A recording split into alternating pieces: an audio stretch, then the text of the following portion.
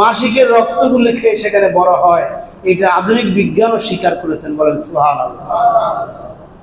এই সন্তানটা 1 ঘন্টা পূর্বে নাভির মাধ্যমে খাবার গ্রহণ করেছেন, এখন সে ভূমিষ্ঠ হলো।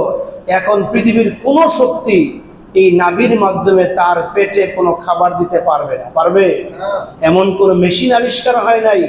এখন তার খাবারের প্রয়োজনে তার মুখ ইউজ করার জন্য আমরা সবাই সিদ্ধান্ত নিই। ইতিপূর্বে যদি মুখ তার ইউজ করেন নাই, তার মুখ ব্যবহার তিনি আল্লাহ করান নাই, তার নাভির মাধ্যমে আল্লাহ খাবার দিয়েছেন। যেই খাবারগুলি আল্লাহ এতদিন খাইয়েছেন, এখন ভূমিষ্ঠ হওয়ার পর যদি আপনি তাকে ওই খাবার খাওয়ান, এই ছেলেটা মেয়েটা মারা যাবে, ঠিক কিনা? এখন তার জন্য আল্লাহ তাআলা তরল জাতীয় মায়ের দুধের ব্যবস্থা আল্লাহ তাআলা করেছেন। এই সবগুলি হলো আল্লাহ তাআলার কুদরতের বহিঃপ্রকাশ। এগুলিকে আল্লাহ তাআলা চিন্তা করার জন্য বলেছেন। এই মায়ের অবদান